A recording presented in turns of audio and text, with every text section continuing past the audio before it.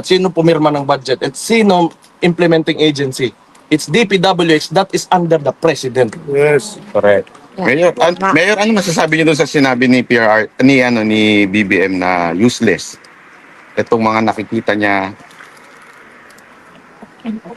I think yung nakikita niya useless daw yung mga proyekto. Proyekto. Kasi useless na nga. Kasi useless nga. Maging useless talaga yan because wala kang directive eh. Dapat simula pa lang ng termino niya, he should have said and instructed everybody, umayos kayo. Huwag niyong galawin yung pera ng taong bayan. Kasi yan, tayo lahat, papayat ng buwis, lalagay dyan, gagawing infrastruktura, kailangan maayos, walang masisira dyan. Ano ang unang ginawa niya? Dinismantle niya yung PACC. Yan yung watchdog ng corruption. Oh. So, who's responsible na? Siya. O itong mga nag-iingay ngayon, that is yung sumasakay sa plataforma, kunwari ng presidente na may expose siya, you ask the president himself. He is the only one who can fix this. Hindi yung pagtuturo niya sa mga Congress, it will not fix anything. It will not fix anything. And isa pa, 3 taon na siya nakangangala, kaya nangyari yan. So kaninong kasalanan yan ngayon? It will only happen if you allow it to happen. Ngayon lang na gano'n na, tapos Next question. Mayor, di ba sinabi niyo na ang may kasalanan talaga ay DPWH? Pero bakit kaya sa tingin niyo until now hindi pa niya sinisibak si Secretary Bonoan ng DPWH? Ganito yan. Tingin ko lang dyan,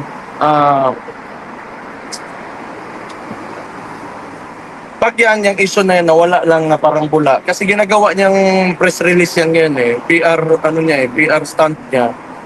Na pupunta sa doon, gano'n, may nangyari talaga. Tapos walang makukulong sa congressman, kahit sinong politiko, walang makukulong sa mga flood projects na yan. Ibig sabihin, palabas lang yan lahat. Diba? Kung serious talaga siya, sabi niya na, di ba? Alam niya, may tinuro na siya, may mga pangalan ng mga kumpanya ng contractors na in-expose niya, then why not file a case? Kung talagang gusto mo ipakita sa tao, okay, you want to redeem yourself, pulong ka dyan. Kahit isang congressman lang. Yung mga nasa Committee on Appropriations po na nag-approve ng mga insertions, kung dapat gawin dyan, yung mga pinakamalalapit sa kanya. Sa ano? Yung Presidente, Speaker, saka yung committee chairman, ang dating Zaldico. Saldi ko yan. Stella Timbos. Profile, di ba? Tapos ngayon may bago. Yan.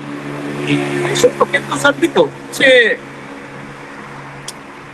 yun na nga. Pag tumahimik yan lahat bigla, tapos wala talagang resulta, concrete result, na may nakulong, may somebody filed the case against somebody, cooking show. Cooking lang na. Mayor Baste, on a different matter, sir, may you share to the entire Filipino community what's the reason behind why your father summoned his 4 children to appear before him